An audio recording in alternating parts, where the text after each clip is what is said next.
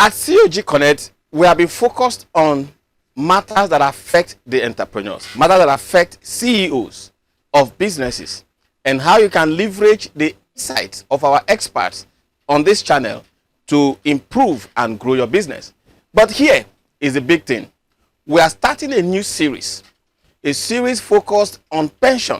Now, you must understand that you are not going to be old forever.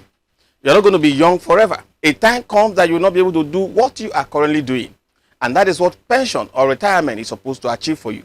And so, join us on this channel and all of our social media platforms, and you are going to be getting insights from experts on matters that have to do with pension and retirement. See you then.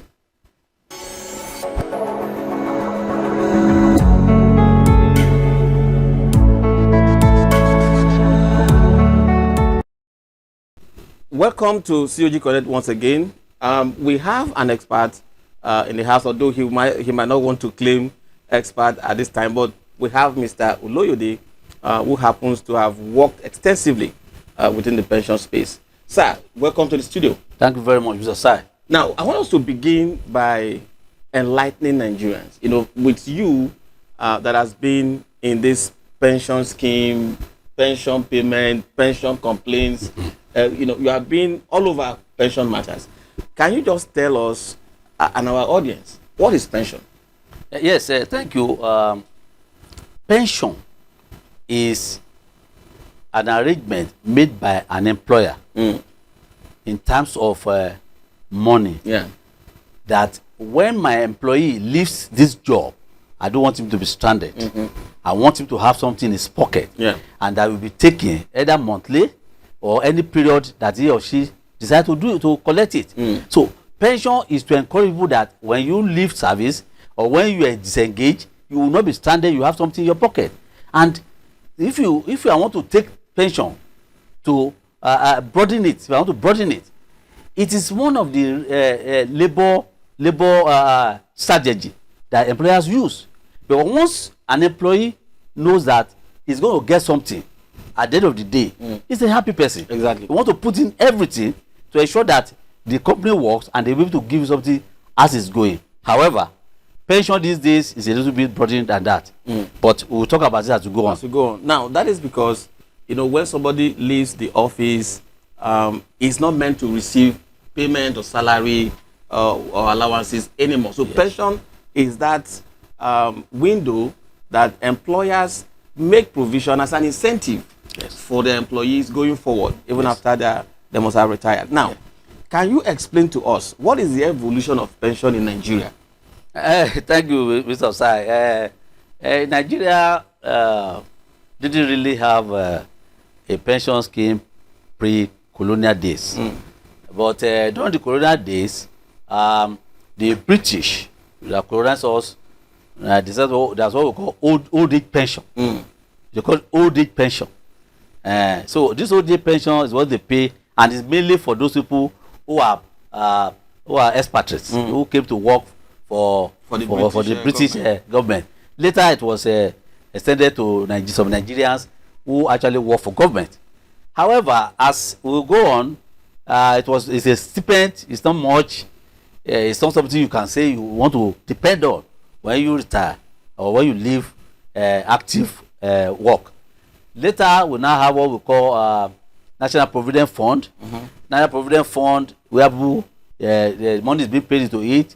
Then you contribute some amount of money. Mainly, what do you call them?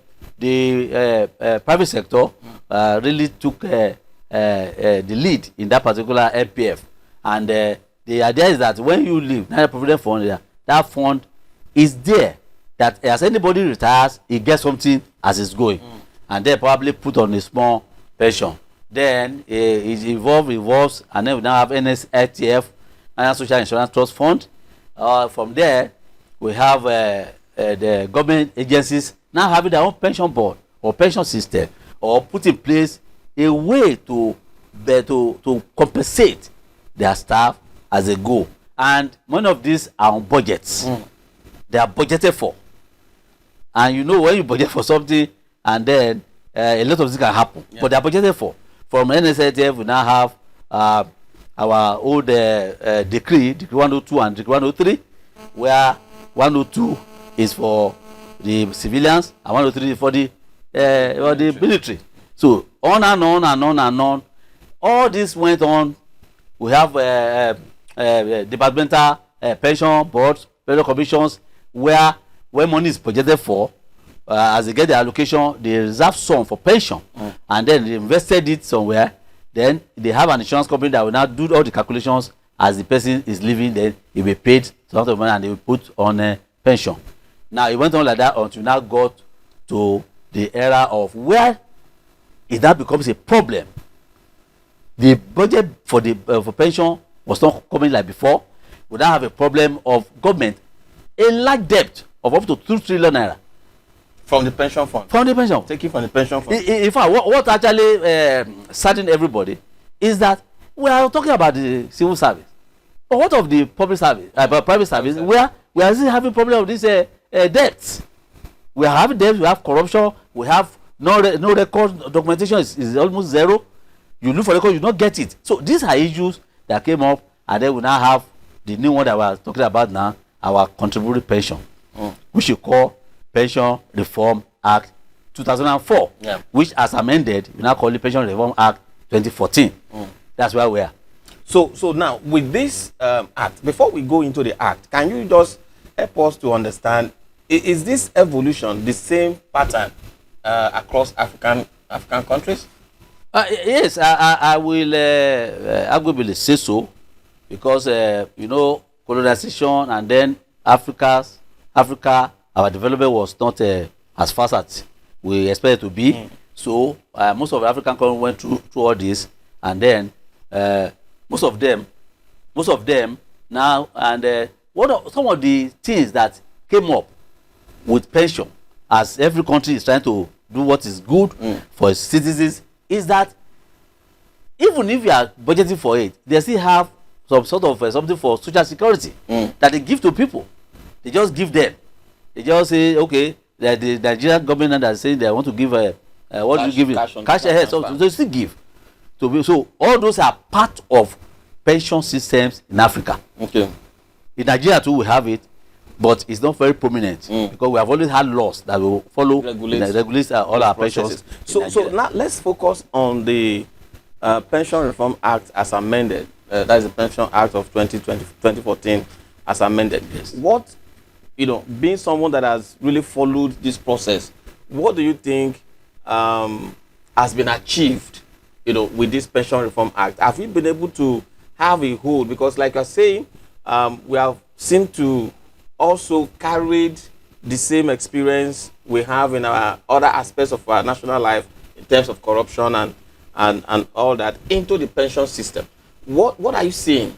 Thank you, Mr. Osai, once again. You see, the Nigerian story, pension story, will not be complete if we do not talk about why the necessity for a reform.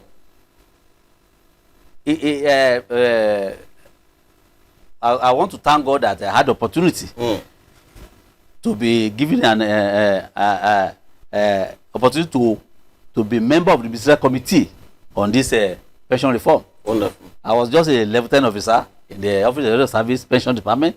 Let me see pension accounts. Yeah. I happened to be the person that was in charge of payment of pension.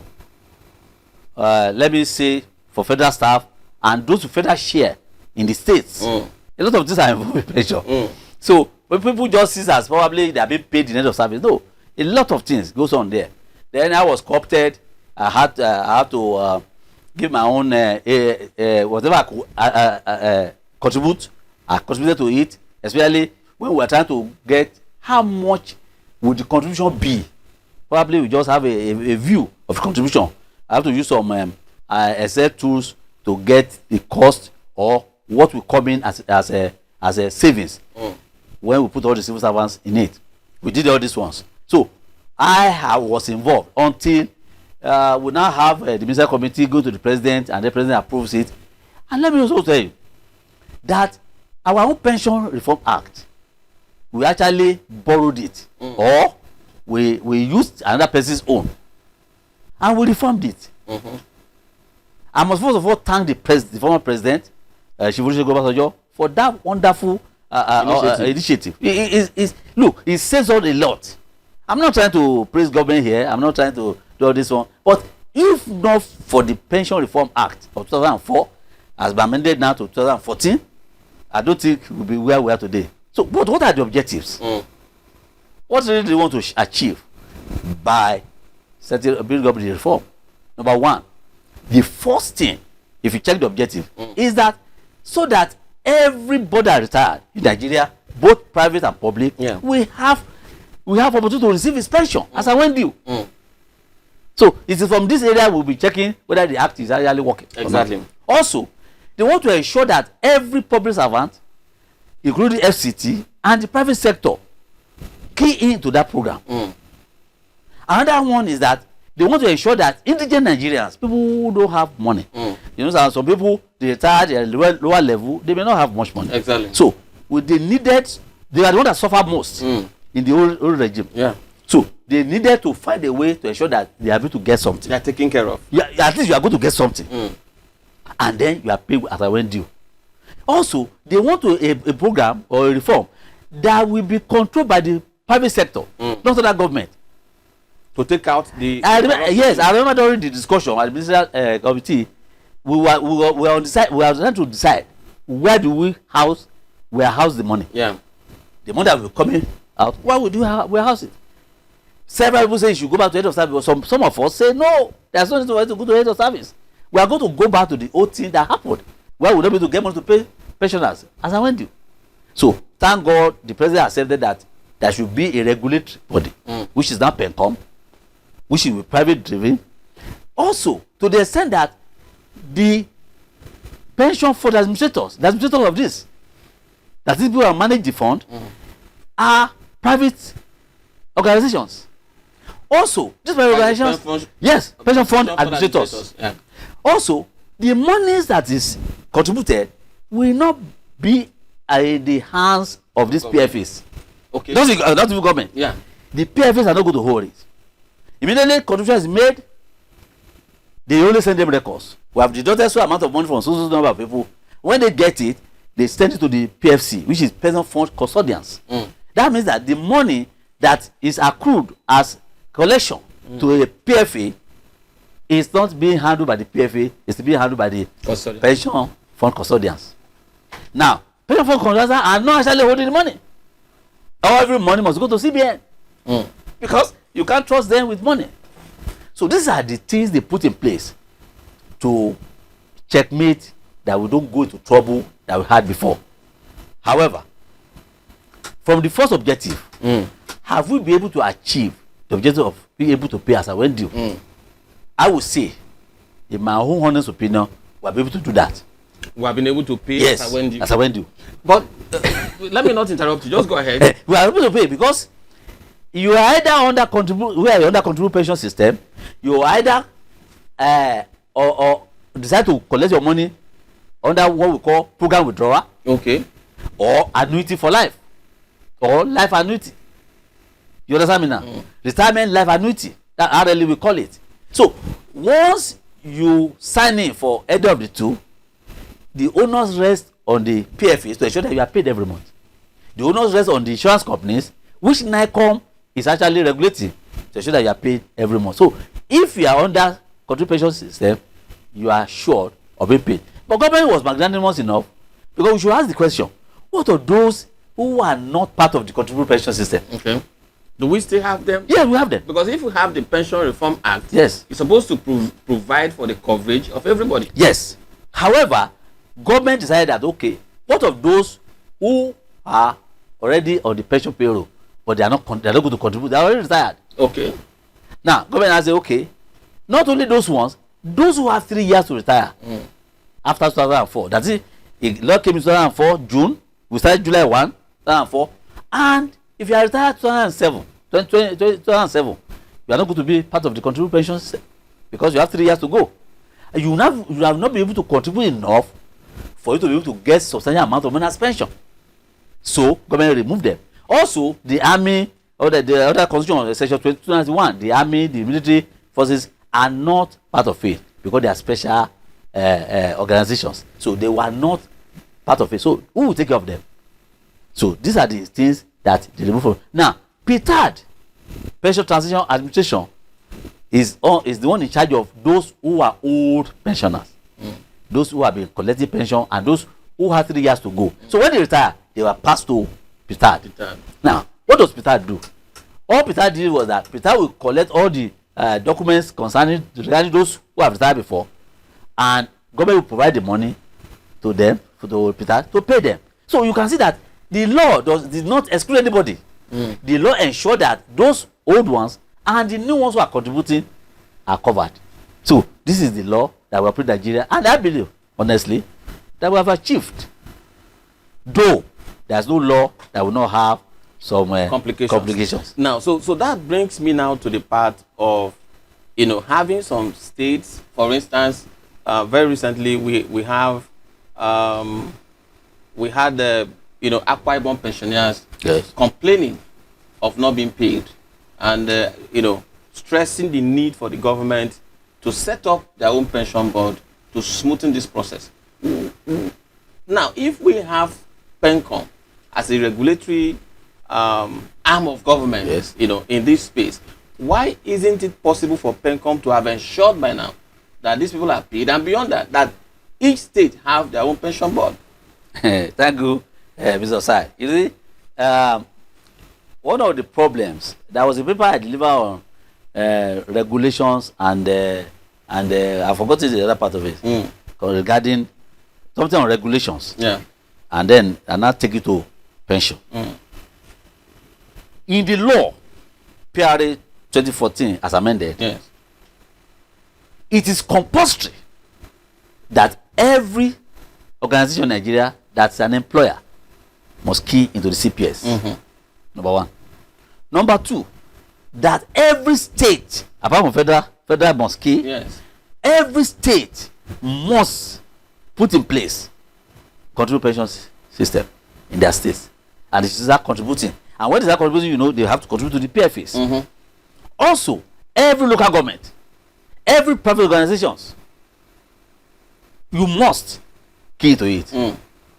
Then, if you have problem in Akwa Ibom that you use, there are many states like that. I don't want to mention them now. Maybe in subsequent editions, we'll be talking about them. Exactly. Now, Akwa Ibom that you mentioned, the question we will first of all ask is, Akwa Ibom, are they part of the CPS contribution system? Do they have it? They don't, from all indications. Now, if they don't have it, they have already contravened the law. So, PENCOM as a regulator supposed to see to it that every state, because the law says so, must be part of it. Now, if Akwa Ibom didn't have CPS, then they must have a pension board. They must have a pension board that will run like PTAD. Like in the old days, where you have a pension board, you now have to make budgets, because you already know the number of pensions you have. You know the agreement, you know what they are supposed to collect every month. So if you have that one, you should be able to budget for it. You understand me now? Exactly. So all these things has to do with our governments in the states and local government. They needed to follow the law to the letter, but they refused. So what measures can be put in place, as we are now? Because from what you have said, the pension scheme seems to be a wonderful initiative, that will protect Nigerians, will protect workers, employees at their old age. Because everybody is praying to be aged, to live longer. That's true. Into their old age. And if there is no provision, then you suffer at old age. And so, if this is the way it has been established, what do we now do going forward to ensure that we bring these states into the CPS? Yes, all this boils down to PENCOM, because when we want to when we next some editions, when we are going to break down the act, you will see there that PENCOM supposed to compulsively make them to do that. For example, I told you at the back when we were discussing that some states did hybrid. Okay. They did hybrid. I won't mention states there. They did hybrid. They joined the CPS, but they did hybrid. In the CPS, there's something like gratuity. But some states put gratuity.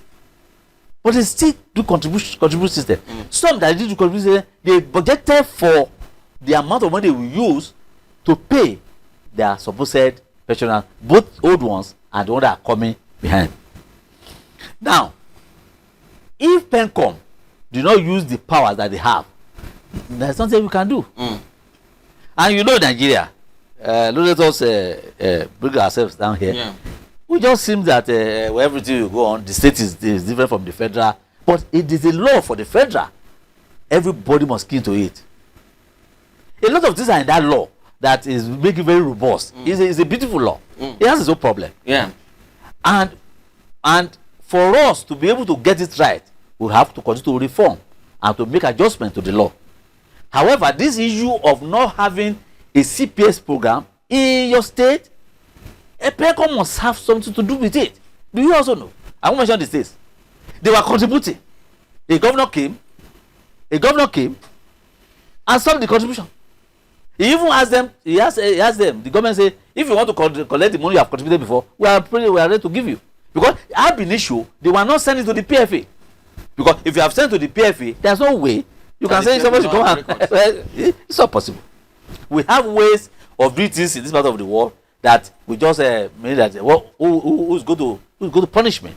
But for me, which I believe that is social edition we are going to talk about it because it's a serious matter. It's a serious matter. I think we need to see a way that also sir, you have to now demarcate between the old ones in Kakwabon State and the new ones. And the new ones. That is it. You have to demarcate. Yes, you have to demarcate exactly. it because if for the old one, you must continue to budget for it. In your state. And I think that is where the need for the pension board at the state becomes very necessary. Very, very important. You know, like you said, so that they will be able to have an idea of the old one, what is going to cost them, and how they're going to source for the fund, and make provision for that. But let me come back, sir, with because we are kind of trying to look at the evolution of the Pension Reform Act. Yes. Now, we are all in agreement from your own expert analysis that the regime or the administration of President Obasanjo, yes, did so well by introducing this CPS. Now, what is your assessment of the acceptance of Nigerians, especially the private sector, with regard to this Pension Reform Act? Yes, it's a very, very germane question because one of the problems that I wanted to reiterate, maybe in the subject broadcast, is the acceptance. Yeah. But we can talk about it now. Okay. Now, the law, when it was signed, when it was brought into law, signed into law, PENCOM started running with it. And then we have people who decided to be part of it. There are many teething problems. Teething problems in terms of how to get people registered, how to get their PIN numbers, a lot of things. For example, myself, I had issues. But why I didn't have much issues? Because I was already inside pension and I know about the law. So everything that's needed for me to be registered, I provided it. Many of the civil servants or contributors now could not register that time because they have problems. They don't even know the documents to submit.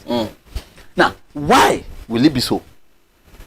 If you look at the act puts it on the neck of PENCOM to ensure what we call awareness. Awareness is provided for. Yeah. And it's supposed to be the responsibility. In fact, PENCOM, I believe, I'm not saying they have, they must have a budget for awareness. Yeah. Also, PFA are mandated to ensure that every of your contributors knows what is involved in this particular system.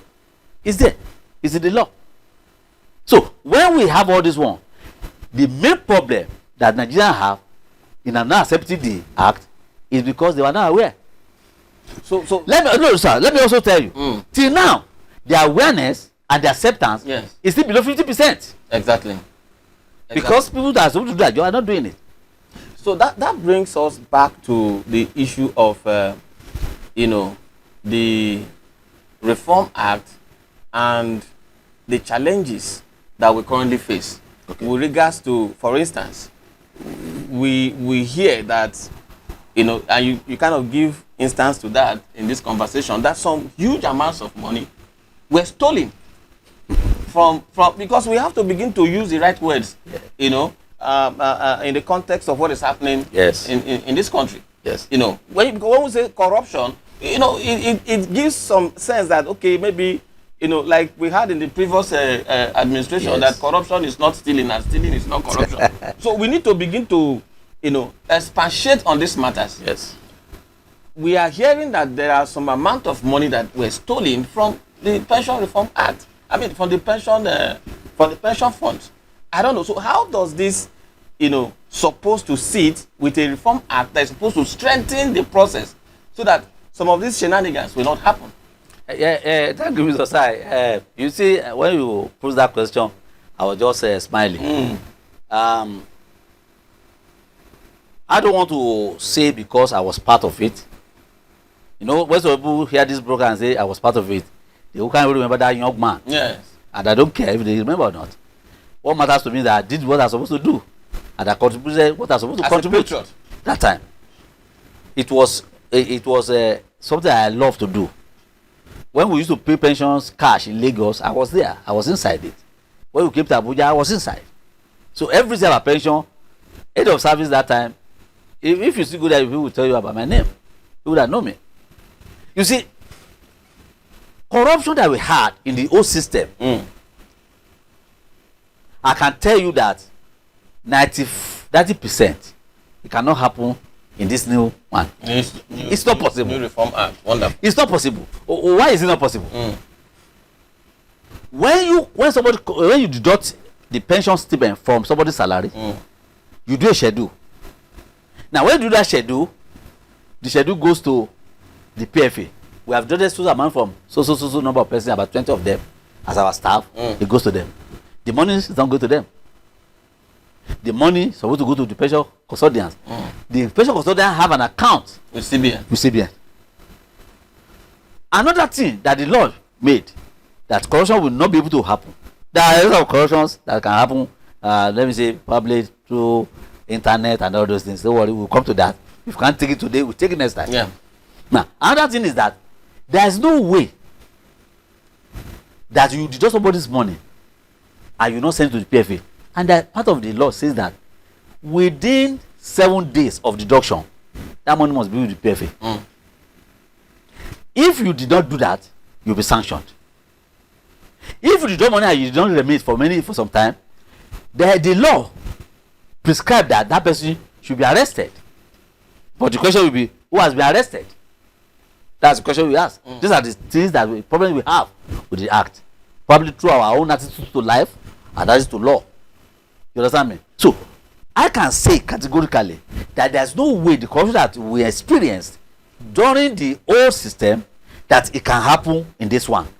It can, but the magnitude will be with which it happened last time. So the implication of that, because if I must agree with you, sir, on this notion that what happened in 1966 we don't happen again. Like, in our local parlance, like they used to refer, yes, that will not happen again. That is to say, what happened in the previous pension policy, will not happen in this current pension policy of the Reform Act of 2014 as amended. Now, we had a story of this young man in one of the agencies of government in the ministry that stole so much money, and that I don't want to mention his name. Okay. And till today, he's still having that case with billions of naira. Yes. That's so true. If that happened, and we're also hearing about the trillions of naira that is missing or misappropriated, I mean, so how do we check? We need to look for a solution to some of these issues. It's good. The news media in Nigeria is a wonderful one, I would say. Yes. Most of them do not go down deep to investigate these things. Like I said, and I still maintain it, and I can be quoted anywhere, 95% of the corruption that we had in those systems can never happen in this one. It's not possible. I can leave 5% for some other things. Maybe we'll talk about it later that I have observed. Yeah. Now, the young man that was accused of stealing money and he was arrested, rearrested, and then jump and not jump, and everything now that we don't know where the case is. Yes. In my own opinion, we handle it with kid gloves. While he was there, I was the one in charge of the one for head of service. Oh, so you were still in the system at that time? He was with the pension board of these parastatals. That's it, custom, police, and police, immigration, and they call them one name like that. There's a name for it. I've forgotten it now. He was in charge of that. He was not actually in charge of the core civil servants. It's all for parastatals. So all this happened around that area, and they opened up for it. They opened up for it, and I'm running away from it because yes, I'm running away from it because I don't have the full gist of what actually happened. Though in my mind, as somebody who was involved, I know how it happened. Who is in the system? I know how it happened. It can happen. Where I was, it nearly happened. I'm telling you today. Give us a little expo, you know, now, so that our audience will be aware of why this law is better. Yes. Far better than what we had before. Let me just give one or two stories. Before, in the end of service, where we have a pension office, we used to have problems.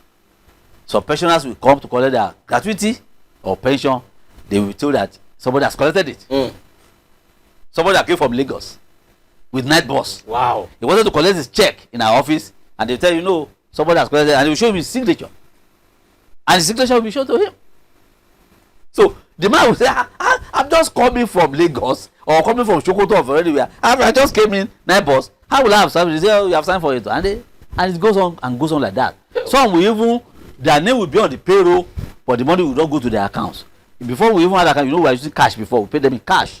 Later, we that change to paying to their despite paying to the banks. We see that corruption in it because there are some bankers that back up our nefarious actors, evil staff of head of service who are working that time.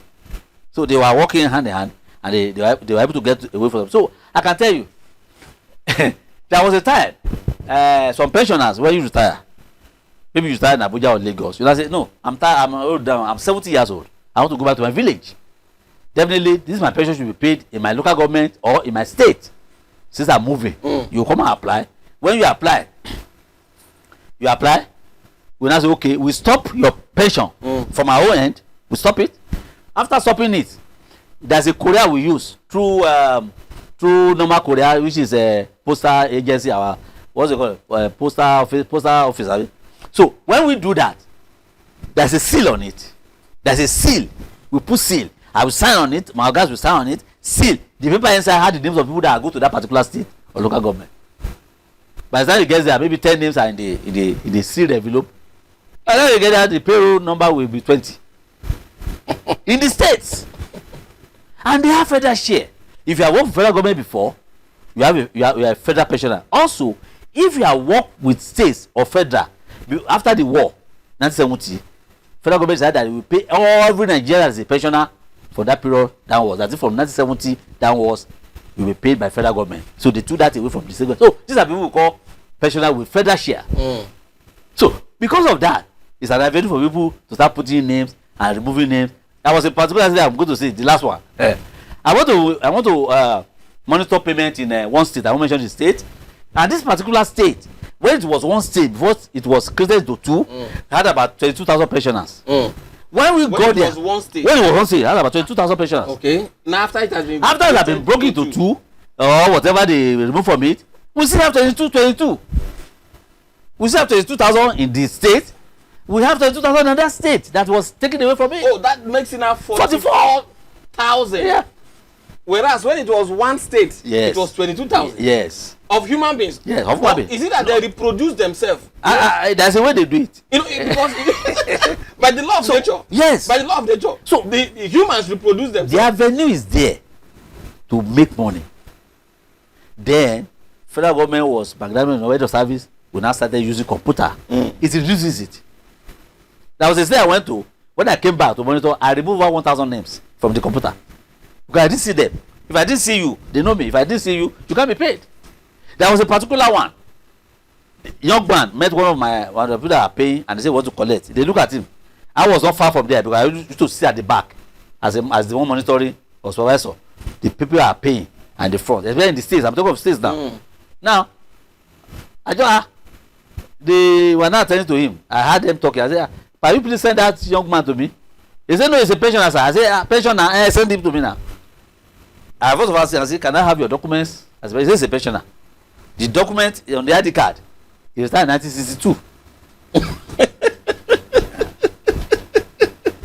Like my people in Yoruba will say, it is a secret of the eye, not secret of the nose. Yeah. Because if you see the man, you know that this man cannot have retired in 1962. He wasn't even born in 1962. He was not even born in 1962. So, what did I do? You know, if you want to do pension job, you have to make up your mind that you don't want to be corrupt. If you don't make up your mind, you are wasting your time. It's very easy for them to put you in. So, and I told him, I said, can I have documents? He gave me the documents. Immediately he gave me the documents, I put in my drawer. I know, they know that that's the end of payment to him. He told me the story, and I said, tell me the full story, or bring your mama. When I discovered that it was his father, but he now went and put ID card, put his picture inside, superimposed over his father's own, and started using it to collect pension, which is very easy to collect in the States, because the States will just pay him. But we from federal that are giving out the money, we will need to check it. This story is just to tell you a lot of that happened. We can't exhaust it. So I asked him to bring his mama. I just discovered that the woman is a widow. The father had died. And I told the madam that, look, madam, it's criminal for you to be doing this. Whoever is aiding you in this office is going to get into trouble. You have to stop it. I came back, I removed the name. And they were paying them arrears. So all these things happen because there's room for it. But in this one, nobody is going to be carrying papers, nobody is going to carry this one. Your name, your deduction from your salary is sent to the PFA. PFA said has only paper, pension for pension custodians, they don't have it. But don't ever waste on that. Because the question you ask is that how do we now ensure that cannot happen? Yes. The MDs of the PFAs and the PFCs cannot even borrow money from them.